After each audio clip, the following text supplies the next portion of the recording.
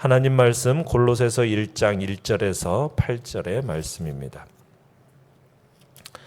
골로새서 1장 1절에서 8절의 말씀 우리 한 목소리로 같이 읽도록 하겠습니다. 시작.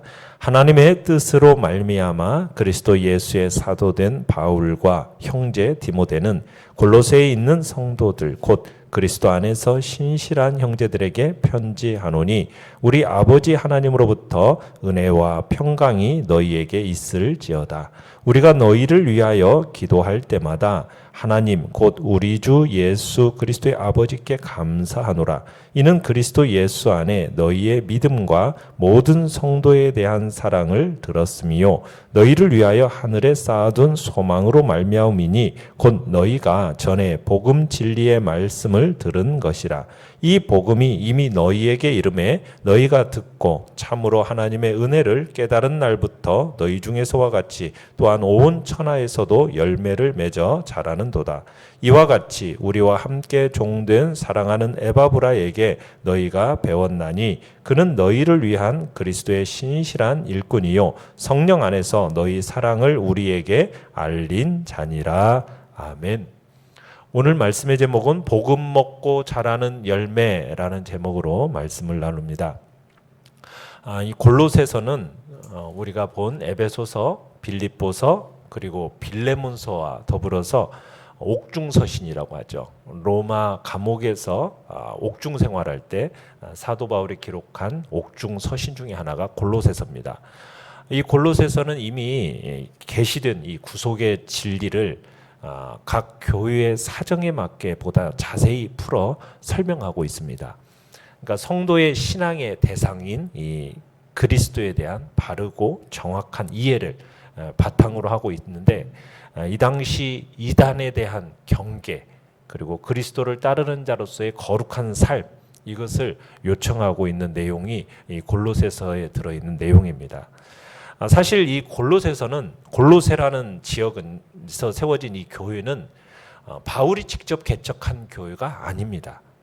바울이 에베소에서 약 3년간 두란노 서원을 세워서 가르쳤을 때 골로새 출신의 에바브라라는 사람이 이 에베소에 와가지고 바울로부터 복음을 듣고 그리스도인이 되었어요. 그리고 고향에 들어가서 교회를 개척한 게 바로 이 골로새 교회의 기원입니다. 그러니까 따라서 이 골로새 교회는 에바브라에 의해서 세워진 교회다라고 할 수가 있는 거죠.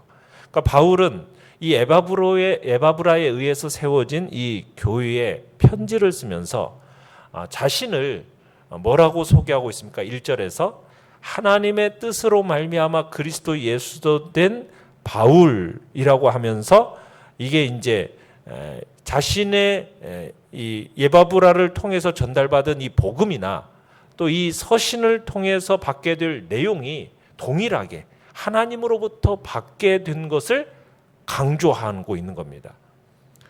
그러니까 사도된 자기가 이 편지를 쓴 것이 바로 하나님으로부터 받은 복음이고 이 서신의 내용이 그 하나님으로부터 전달받은 내용이라는 거죠.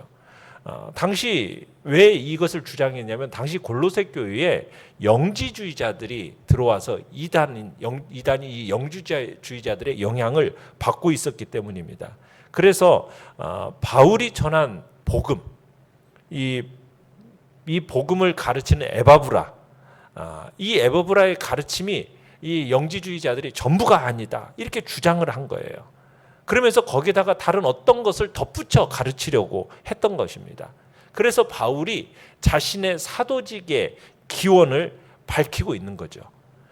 이런 골로새 교회의 상황을 염두에 두고 너희들이 받은 이 복음이 하나님의 뜻으로 사도된 자에 의해서 들려진 유일하고도 확실한 것이라는 것을 강조하기 위해서 지금 사도 바울의 이 사도직을 강조하고 있는 겁니다.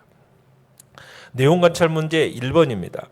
바울은 이 편지의 수신자인 골로새 성도들을 뭐라고 부르고 있습니까? 자, 2절에 보시면 골로새에 있는 성도들 하고서는 뭐라고 부르고 있습니까? 곧 그리스도 안에서 신실한 형제들에게 편지하노니. 자, 골로새 성도들을 그리스도 안에서 신실한 형제들 이렇게 부르고 있죠. 그러니까 이 신실한이라는 것은 믿음직스러운이란 뜻이에요. 그러니까 하나님을 향한 믿음이 변함이 없다라는 것을 지금 나타내고 있는 겁니다. 바울을 따라다니는 사람들은 참 많았어요. 그렇지만 모든 사람들이 신실했던 건 아니었습니다. 바울은 그들로부터 많은 배신도 당하고 실망도 경험을 했었거든요. 그런데 바울은 그러한 자들과는 다르게 골로새 도시의 어려움 속에서도 하나님을 믿는 믿음으로 지금 골로새 교회를 지키는 자들에게 지금 이 단어 신실한이라는 단어를 사용함으로써 지금 골로새 교인들의 그 믿음을 인정하고 있음을 우리가 알 수 있는 겁니다.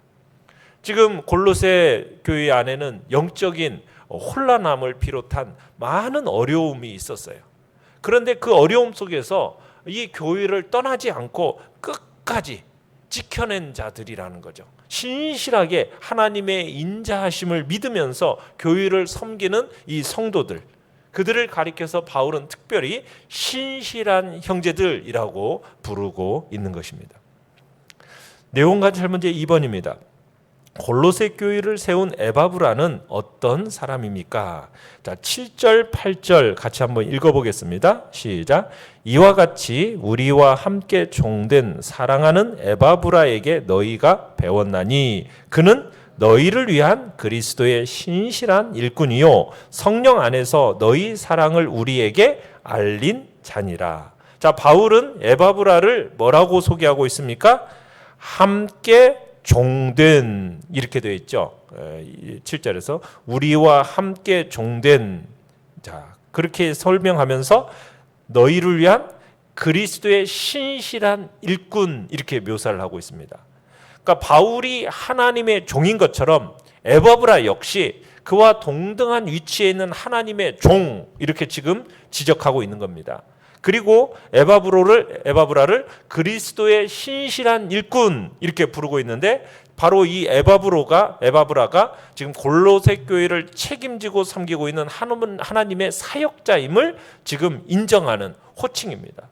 그러니까 에바브라는 바울에 의해서 골로새 교회의 영적인 지도자로 인정받아서 지금 신실하게 교회를 섬기고 있었던 거죠.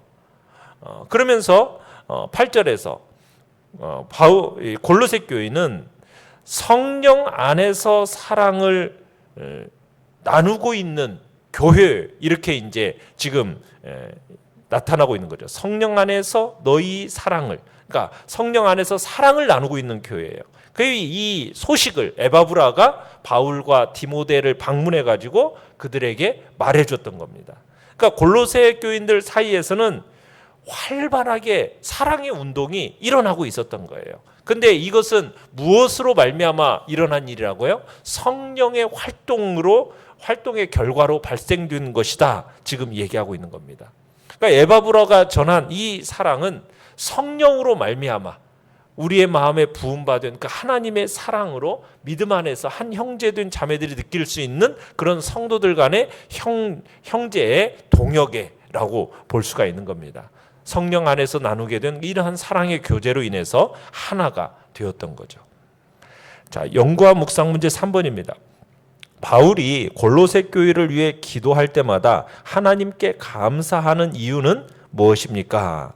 자, 3절을 보시면은 우리가 너희를 위하여 기도할 때마다 하나님 곧 우리 주 예수 그리스도의 아버지께 감사하노라. 자, 지금 골로새 교회는 바울이 한 번도 방문한 적이 없어요. 그럼 바울이 에바브라의 이 신실한 사역의 결과로 복음이 심어지고 또 그들 안에서 열매가 맺어질 뿐만 아니라 이들로 말미암아 온 천하에도 복음이 전파되어지는 이런 잘함, 그들과 같이 잘하는 것에 대해서 감사하지 않을 수가 없었던 겁니다. 먼저 4절을 같이 한번 읽어보겠습니다. 4절 시작.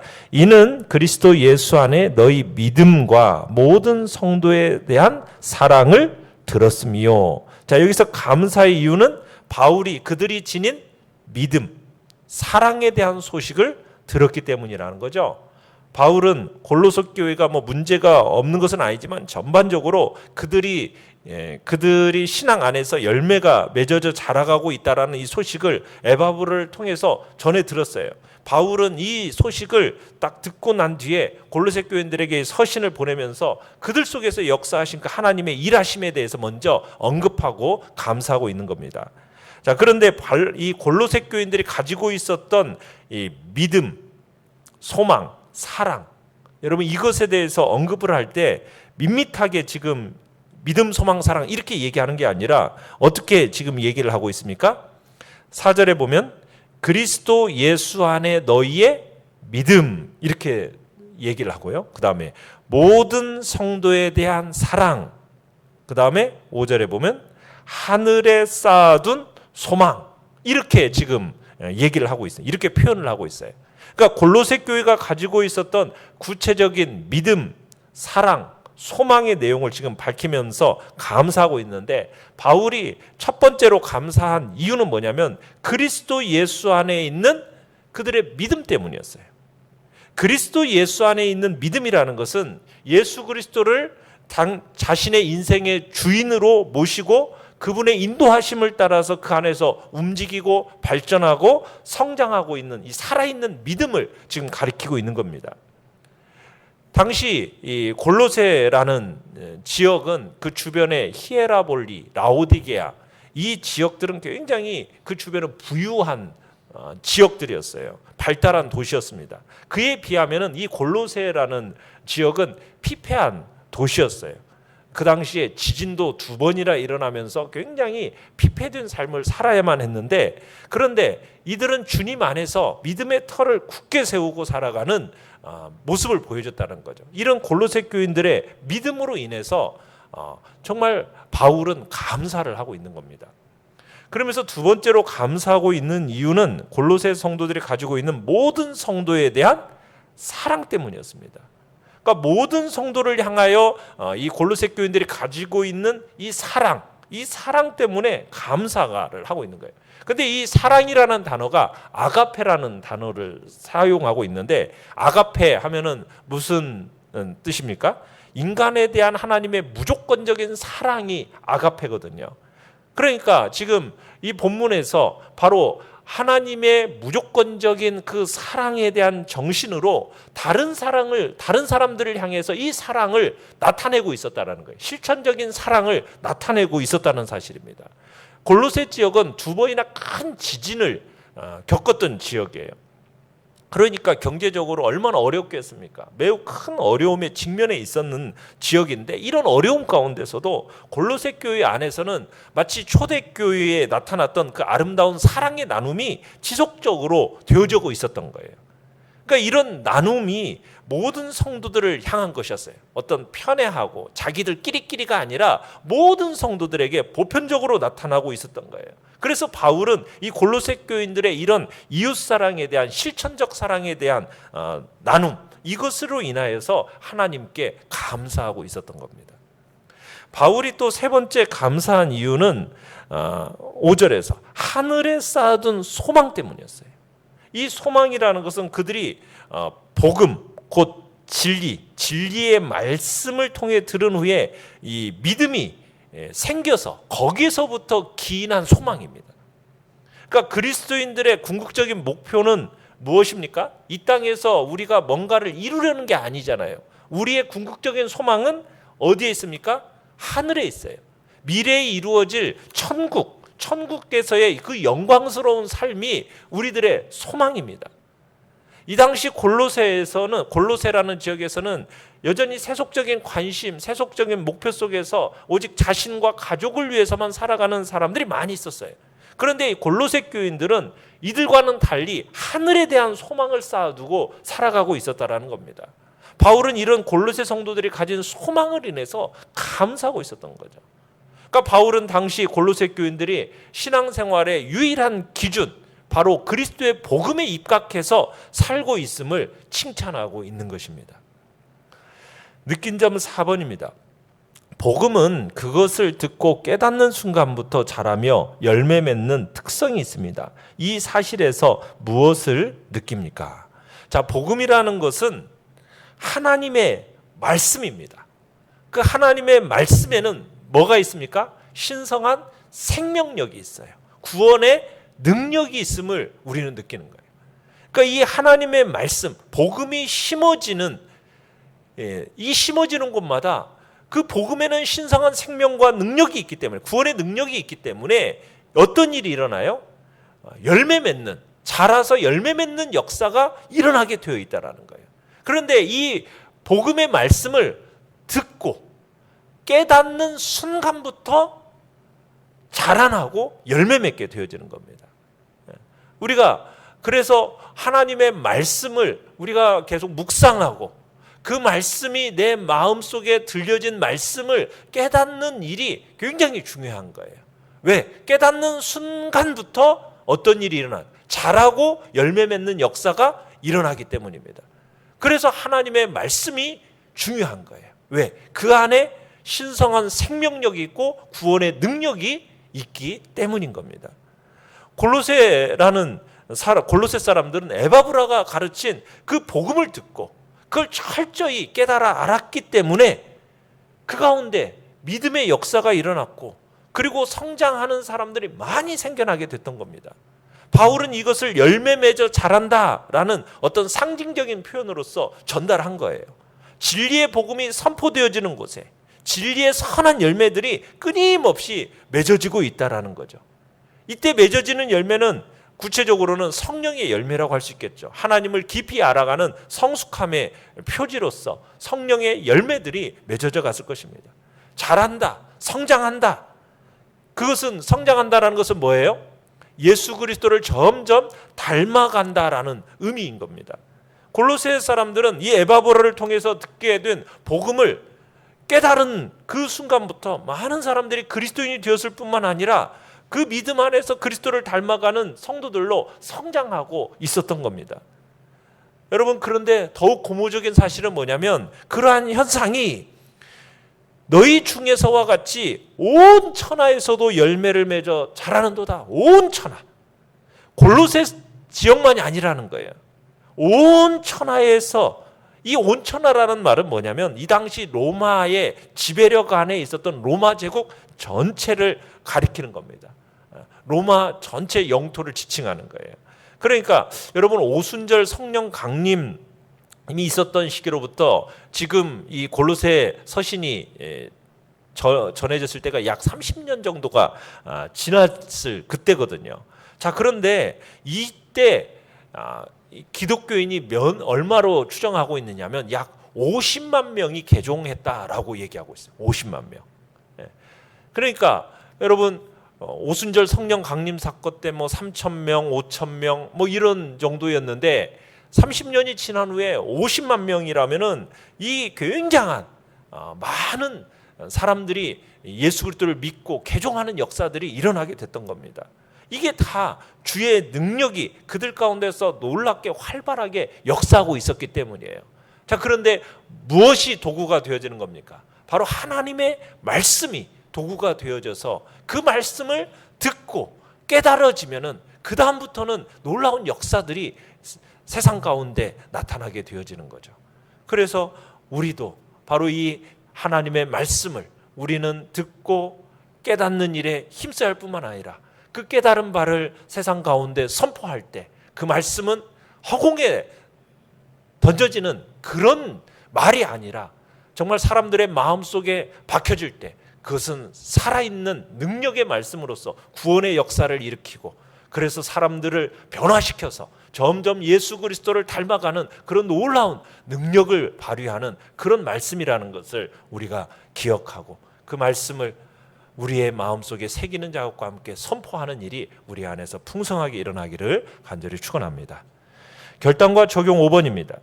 골로새 교회처럼 내게서도 믿음과 소망과 사랑의 진보가 현저하게 나타납니까? 나를 통해 온 천하의 주위 사람들에게 복음이 뿌려져 열매 맺고 있습니까?